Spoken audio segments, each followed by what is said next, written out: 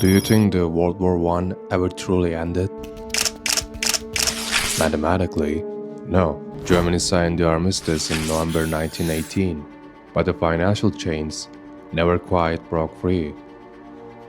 Reparations were postponed time and again, distracted through endless international conferences, hidden behind layers of new loans, swaps, and diplomatic fine print. The very final installment from Germany was quietly paid on the 3rd of October 2010, 92 long years after the guns fell silent on the Western Front. Picture this. While the world queued eagerly for the shiny new iPhone 4, while social media exploded with the first wave of apps and selfies, governments were still settling all accounts for muddy trenches dug back in 1914. This wasn't merely a brutal clash of armies, bayonets, and mustard gas clouds.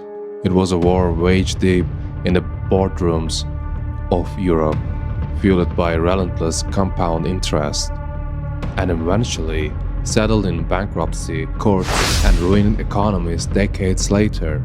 We pore over grainy maps of the Somme, black and white photographs of no man's land, but the deepest, most enduring scars are etched in the invisible columns of national ledgers, because the invoice for the Great War was never fully paid or truly forgiven. The Great War is forever linked to one pistol shot in Sarajevo, 28 June 1914. Archduke Franz Ferdinand and his wife Sophia fall.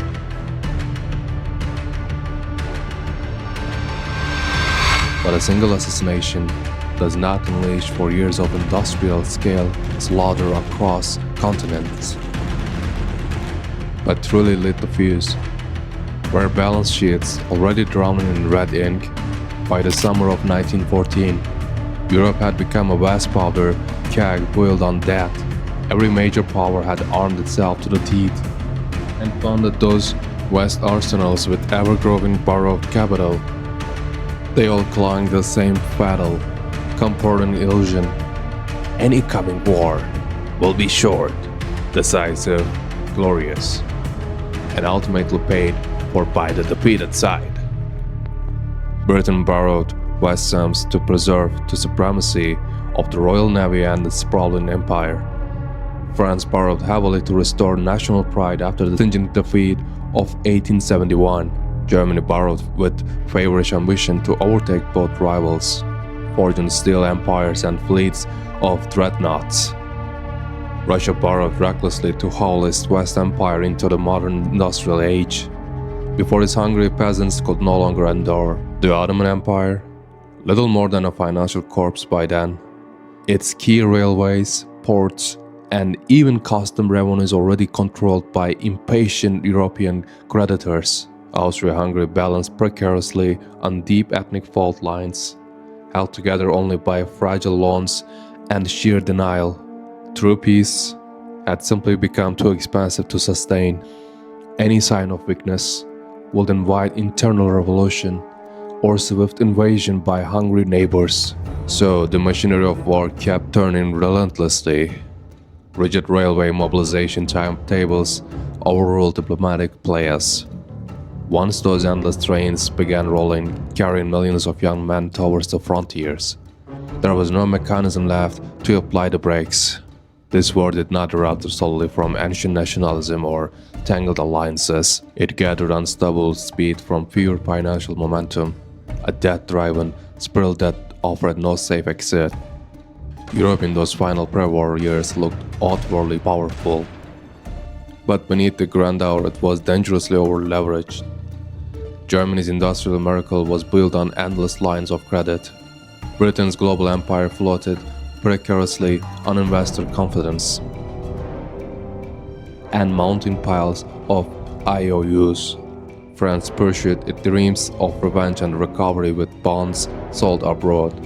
Cracks ran everywhere beneath the polished surface. And then, the ancient rules governing money itself were shattered overnight.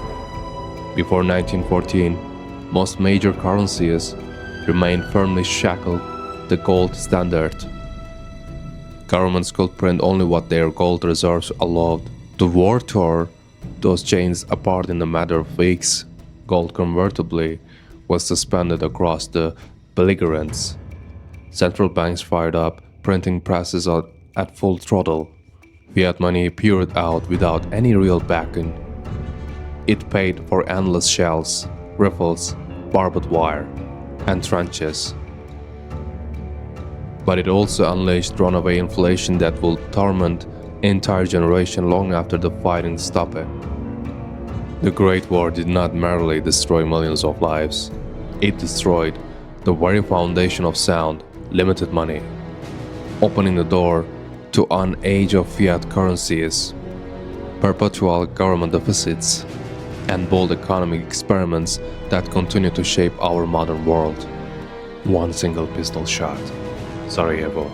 History textbooks love to freeze the frame right here, but that bullet was merely to spark. Drop it into a room already packed floor to ceiling with gunpowder. Within hours, urgent telegrams crisis crossed the capitals. Mobilization orders activated like clockwork. Factories swung overnight to full war production.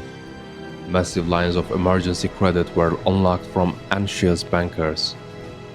From that precise moment, any path to the escalation vanished. Halting the slide now would have meant tearing up contracts worth billions, triggering immediate cascading defaults, bank runs, governments toppling like dominoes.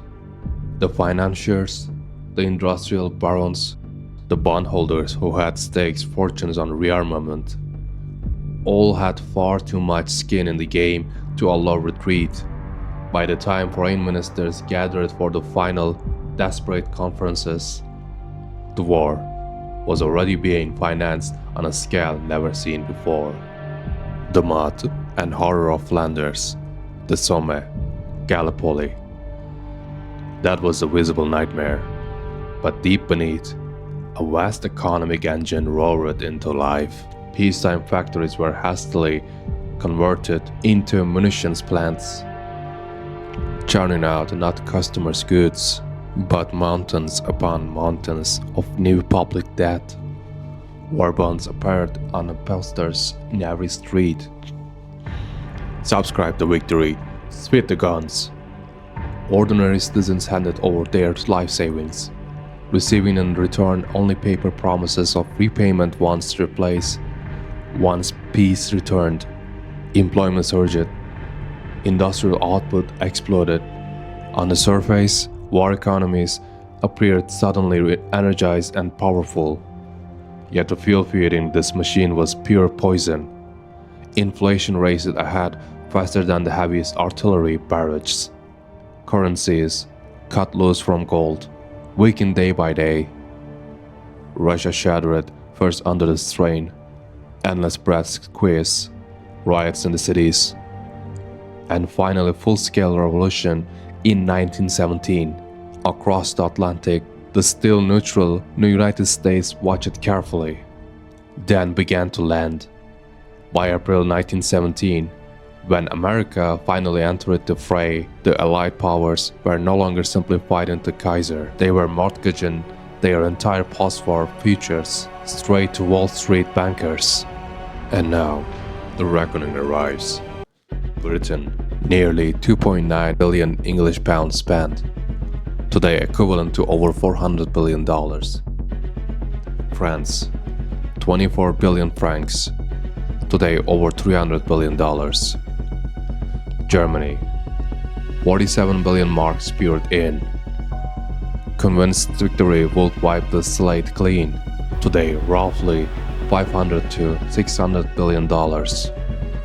Russia, more than 22 billion rubles, but the empire collapsed into revolution before any repayment could begin. Austria-Hungary, nearly 20 billion crowns. The dual monarchy itself vanished from the map. Italy, over 140 billion lire committed, today more than $300 billion. United States, a staggering $32 billion into just 2 years of fighting. Today, $700 to $800 billion, emerging from the war as the undisputed new global creditor. Ottoman Empire. Nearly 400 million lira, today around $200 billion. The debt proved more lethal than any battlefield defeat. Bulgaria spent over 2 billion leva, today $30 to $40 billion. For its size, catastrophic. Japan spent relatively modestly, yet emerged with fresh colonial mandates and regional prestige. China contributed almost no money, but sent over 140,000 laborers to the Western Front. Thousands never returned home and received precisely nothing in return.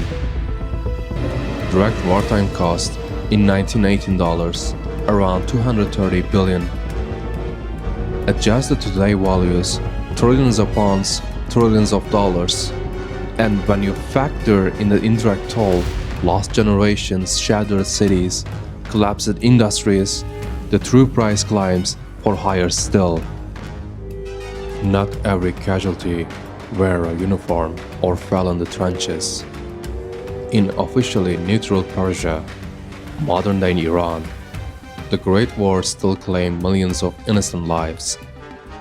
British and Russian armies invaded to secure vital oil fields and supply routes. They seized entire railway networks, requisitioned vast stocks of grain, leaving local markets utterly empty. Between 1917 and 1919, famine swept through the land. Disease followed close behind. Starvation and despair killed an estimated 8 to 10 million people in a total population of only about 20 million. These were not deaths from enemy bullets, but from calculated economic strangulation. The invisible death of Persia stands as stark reminder. These wars extended far beyond any declared front line. No neutral border could shield a nation from the ruthless logic of financial warfare. The guns finally fell silent, 11 November 1918. But the broken system kept grinding unmercilessly. 4 great empires simply dissolved: Ottoman, Austro-Hungarian, Russian, German. Hyperinflation devoured middle-class savings. Most brutally in the new Weimar Republic, America quietly ascended as the world's banker and creditor-in-chief. Japan expanded its influence across Asia with minimal depth. China bled lives on distant battlefield, gained absolutely nothing, planting bitter seeds that will sprout into future revolutions. Unpayable debts bred deep resentment across the continent. Economic despair provided fertile ground for radicals and extremists. When Wall Street crashed in October 1929, it was no isolated catastrophe. It was the delayed, final shockwave of the Great War's enormous unpaid invoice finally coming due. But that had another cost, a silent one. Every soldier killed was not just human loss, it was an economic one. Millions of men never returned to work, never paid taxes, never raised families. Germany lost over 2 million soldiers. That meant a permanent hole in its labor force. France lost nearly 1.4 million men. Entire generations were erased. Britain lost over 700,000 soldiers. Industry survived, productivity did not.